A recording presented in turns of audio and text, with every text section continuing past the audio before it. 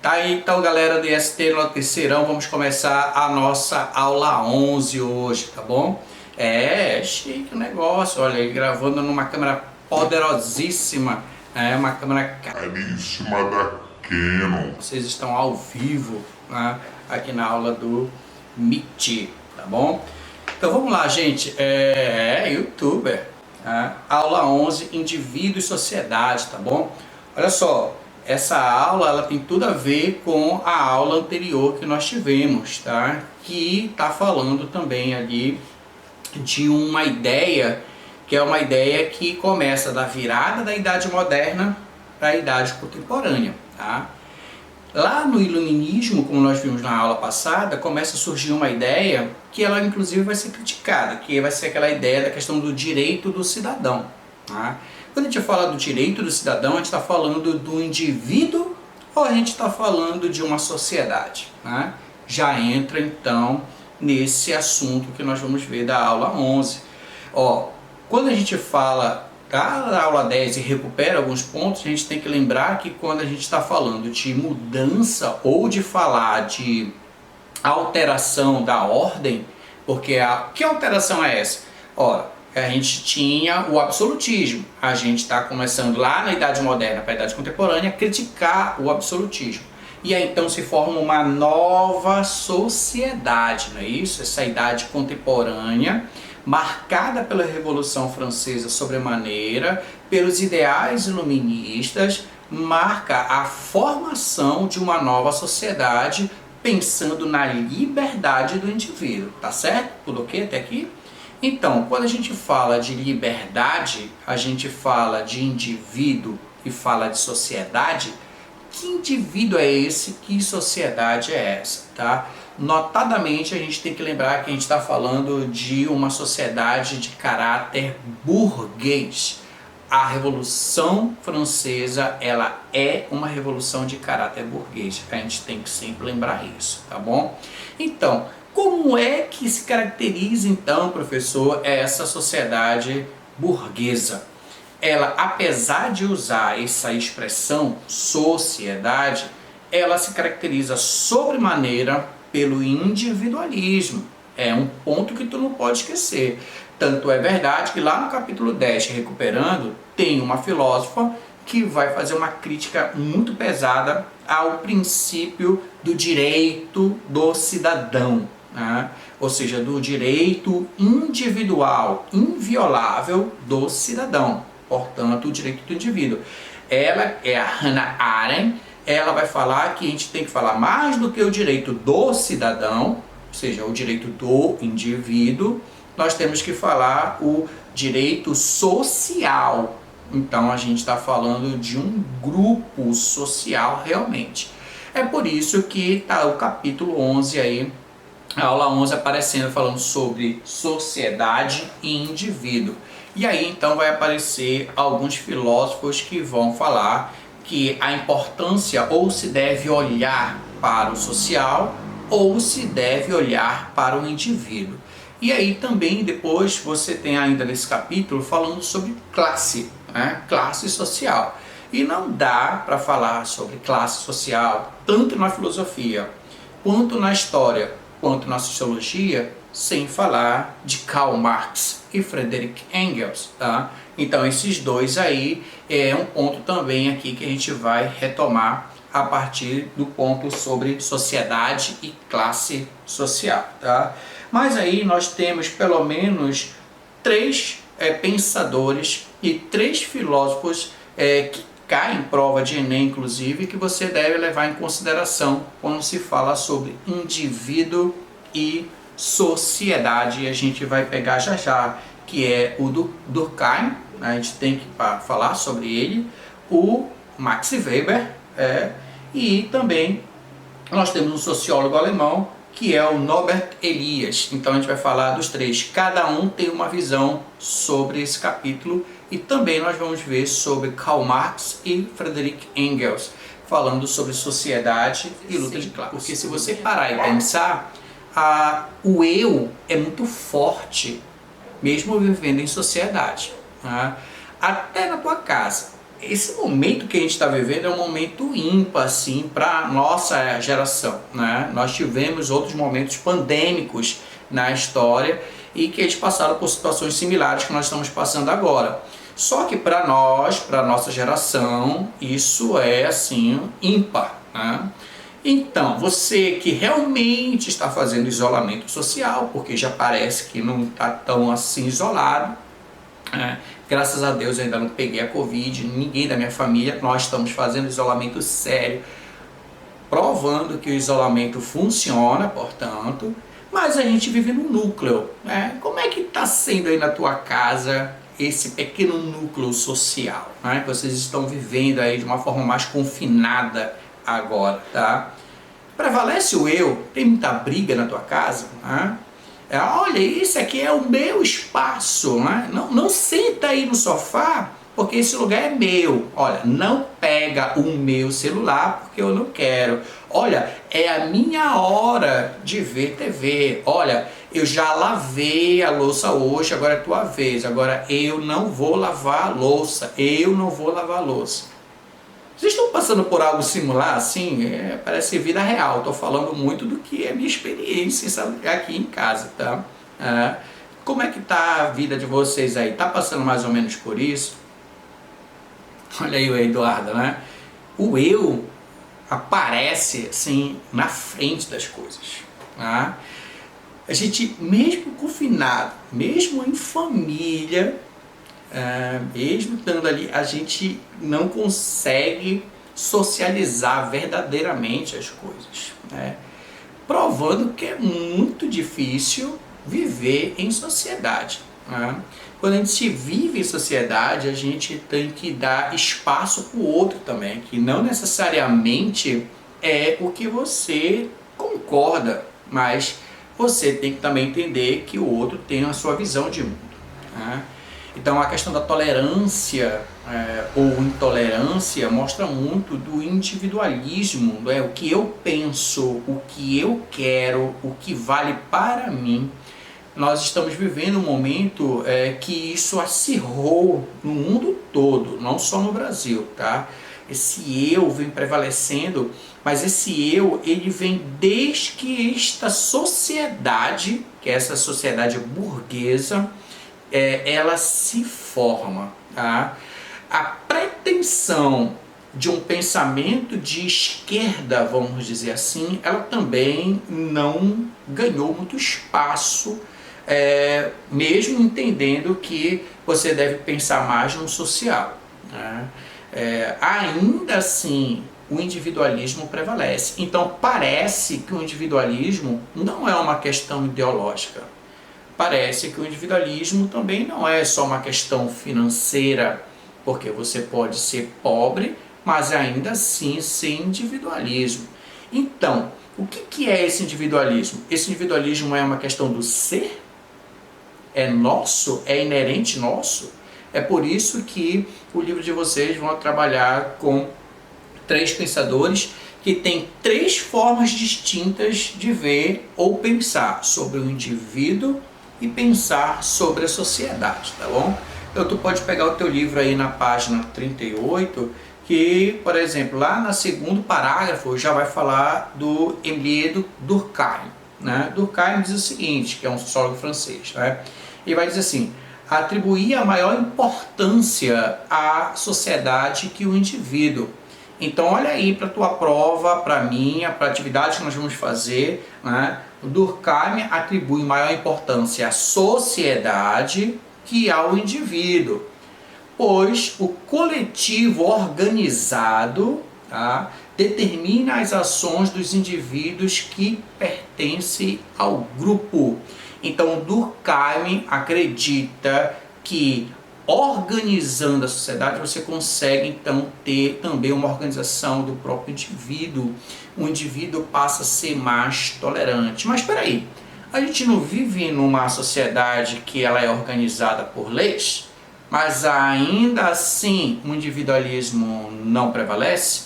É uma questão que também a gente tem que se questionar. Mas na tua prova e para o Enem, você tem que lembrar o seguinte, que o Durkheim, ele ele olha mais para o social do que para o indivíduo.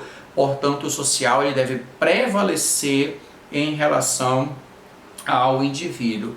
Olha só, ele continua dizendo assim: ele defendia a ideia de que o homem permaneceria selvagem se não aprendesse os costumes e a moral da sociedade. Então ele vai dizer que o homem só se torna homem, ele só se torna intelecto exatamente porque ele começa a trocar informações, e essa única forma de trocar essas informações é vivendo em sociedade, tá? Então esse é um ponto aí importante. Como ele fala lá embaixo, olha, o ponto de partida é a ideia de que o indivíduo precisa de ajuda, amparo e proteção, coisas que só encontrariam nas instituições sociais, como escola, religião, política e governo. Olha um ponto importante para a tua prova do Enem, tá? Ele, quando pensa em sociedade, ele pensa em instituições. Então te liga na tua prova do Enem, palavra-chave para a gente pensar, Durkheim, tá? Instituições. Por que ele acha que a sociedade prevalece em relação ao indivíduo? Porque senão nós permaneceríamos numa idade das pedras. É isso que ele está pensando. E a melhor forma, como ele vai dizer, para se organizar, para amparar o outro, é pelas instituições. É uma palavra-chave para a tua prova do Enem. Deu para entender até aqui, Durkheim? Então, instituições, como assim, professor, instituições? Escola, igreja, Estado, são instituições importantes para Durkheim. Tem um outro pensador que é cobrado em prova de Enem, que é o Max Weber. Max Weber, em sociologia, em filosofia, em história, cai direto, vocês sabem disso. Bom, o sociólogo Max Weber, ele tem um ponto bem interessante que ele vai falar, inclusive, que é uma expressão que ele usa, é que a sociedade ele vive um desamparo. Ele fala muito disso. E que o grande desamparo da sociedade foi exatamente ela ter avançado tecnologicamente de uma forma muito rápida. Bom, a gente está aqui, olha, é muito interessante. A gente aparentemente está vivendo num núcleo social, mas eu estou aqui na minha casa, vocês estão aí na casa de vocês, e a gente está vivendo um coletivo individual. Isso é uma palavra nova que eu estou inventando aqui. Como assim um coletivo individual, professor? Eu não estou vendo vocês de verdade, né? Eu não estou vendo a expressão de vocês, se vocês estão realmente entendendo a aula, e eu então tenho que presumir que vocês estão assistindo a aula e está tudo ok, vocês estão entendendo, né? Eu parto desse princípio. Mas esse individualismo está funcionando pelo tecnológico. Eu estou aqui conectado em casa, vocês estão aí conectados na casa de vocês, e aí então a gente está tendo esta aula. Isso não deixa de ter uma espécie de isolamento. Eu estou sozinho aqui na minha área, aqui no Estúdio H, até batizei aqui a minha área de Estúdio H agora, né? E aí então eu estou aqui, sozinho, dando aula para vocês, e vocês estão aí. A tecnologia, ele vai dizer, o Max Weber, que acaba separando. E aí, hoje, como nós vivemos num mundo mais tecnológico ainda do que o Max Weber, é mais contundente isso, cada vez mais estamos separados, ou seja, traz um individualismo. E Max Weber vai dizer assim, problematiza as ações individuais, por considerar que elas têm um aspecto universal, tá? Logo, também são ações sociais. Por meio do individualidade, revela-se o conjunto, tá? Que é isso que a gente está vivendo aqui. A gente está meio que no individualismo, mas ao mesmo tempo nós estamos vivendo um conjunto. É isso que ele está falando. A ação individual é, para Max Weber, dividida em 4 tipos. Tá? Cuidado lá na prova: instrumental, que visava o fim prático, né? O arquiteto projeta a casa, por exemplo, isso é o fim prático, né? Racional, a gente está falando de filosofia, relacionada ao valor, por exemplo, sonegar impostos, como está aqui no livro, afetiva, que é permeada pelo emocional, tá? Ajudar um idoso a atravessar a rua, por exemplo, é afetivo, né? Uma ação individual, tá? E tradicional, dita pelo hábito, aquilo faz parte do teu dia a dia, então é habitual. Comemorar, por exemplo, o aniversário é um ritual usual, comum, né? Assim, para Max Weber, é importante observar as intenções e motivações das ações dos indivíduos. Eis a tua palavra-chave para o Enem em relação a este cara aqui, o Max Weber, tá? Então ele vai falar que as ações individuais determinam o coletivo. O coletivo, ele funciona pelas ações de cada indivíduo e que para ele tem 4 tipos de ações, né? Como falou, o instrumental, o racional, tá? A afetiva e o tradicional, tá? São então o que Max Weber está falando.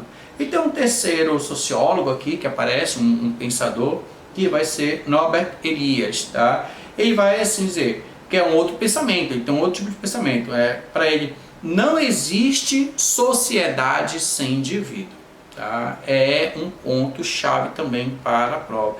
Então, se não tem o individualismo, é o conjunto do individualismo que forma a sociedade para Norbert Elias, tá? Então é isso que você tem que lembrar para a tua prova do Enem, beleza?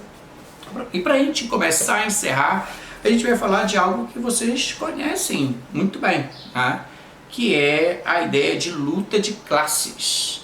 Essa expressão, lutas de classes, ela é do Karl Marx e do Friedrich Engels, tá?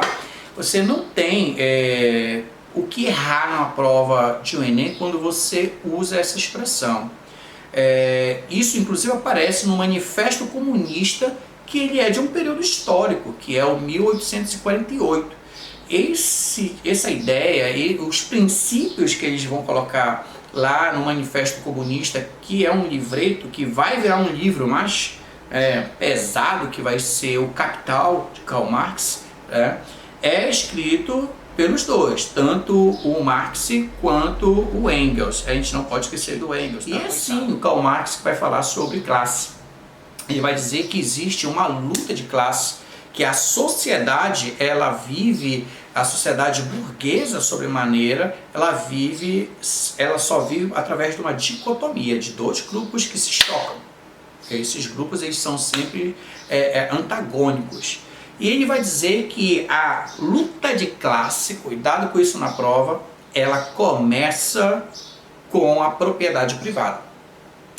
E quanto a propriedade era coletiva, era de todos tinham responsabilidade sobre a propriedade, não havia luta de classe. Porque todos têm a responsabilidade de organizar aquela propriedade. A partir do momento que houve o crescimento populacional e passou a ter uma distinção de quem era o chefe e quem era o subalterno, isso só acontece por causa que a propriedade ela vai se tornando privada, é meu, é individual, tá? É bom a gente lembrar disso. E ele vai falar que aonde é que isso começa? Lá no Capital ele vai escrever isso, né?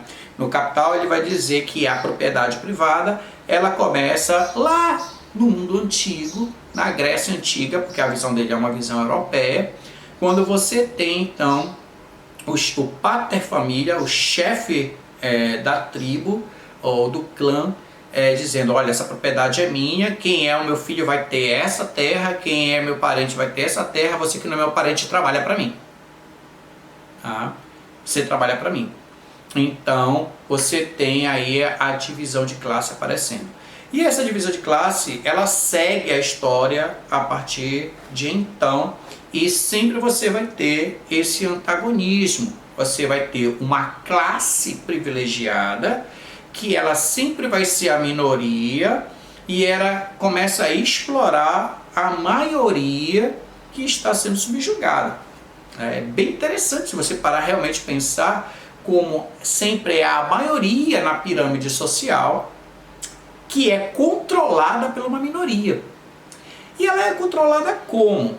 Pelas leis e pelas questões sociais, inclusive. Por isso que aqui no livro de vocês, na página 38 do livro de vocês, está falando, né, aonde surgiu, o que motivou e qual a resposta de Marx com o Manifesto Comunista em relação à luta de classe. Tá? Ele vai dizer que a luta de classe ela só existe por causa da propriedade privada. Então, a única forma de você acabar com a luta de classe, o choque antagônico daquele pouco que tem muito e daqueles muito que não tem nada, é isso que ele vai estar falando, a única forma é fazendo uma revolução. É isso que o Karl Marx vai propor.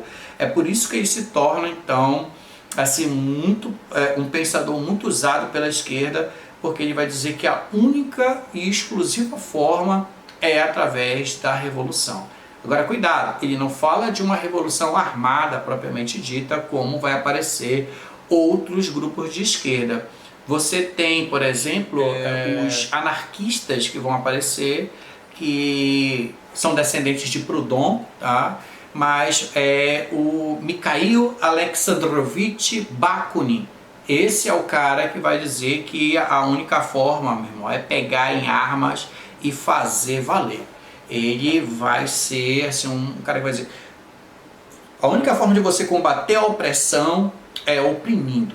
Toda ação requer uma reação. Toda ação requer uma reação com a mesma força e a intensidade. Ou também para cima daquele que me bate. Esse é o Bakunin, não é o Proudhon. É por isso que o anarquismo ele vai acabar sendo visto como algo de baderna, de violência. É até um equívoco que se pensa sobre o anarquismo. Esse é o Mikhail Alexandrovich Bakunin. Tá? Ele fala desta ação da mesma forma que o oprimido deve agir, da mesma forma, né, que o opressor ele acaba fazendo ali.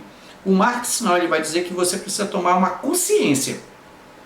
Você precisa entender que você é explorado e que você pode mudar a situação de classe e formar uma sociedade sem classe. Esse é o processo revolucionário para ele, tá? Que seria uma sociedade justa e igualitária. Portanto, para Karl Marx, ele tem essa visão, que o individualismo é um problema dentro da sociedade, que a sociedade burguesa, ela vive um individualismo que contamina, que distancia o social. Para viver realmente em sociedade, você precisa ter a consciência de que todos têm direitos iguais. E veja só para entender, Karl Marx não prega pobreza. O comunismo, o socialismo para Karl Marx não é você viver pobre, viver miserável, como o capitalismo americano criou aqui no mundo ocidental pós Segunda Guerra Mundial, da Guerra Fria. O que Karl Marx está dizendo é que você tem o direito de ter os mesmos privilégios de qualquer um. Então, se você tem um Fusquinha e uma casa barraquinho, não tem problema. Mas que você tenha a condição financeira de ter uma Mercedes-Benz e também ter uma cobertura se você quiser. Tá? Então, o que ele está pregando? Ele está pregando igualdade social de direito real. Tá? Então, é isso que ele está falando de luta de classe. Tá bom? Deu para entender? Então, a gente vai ficando hoje por aqui. A gente se vê na próxima aula. Beleza? Tá bom? Tchau para vocês. Fui!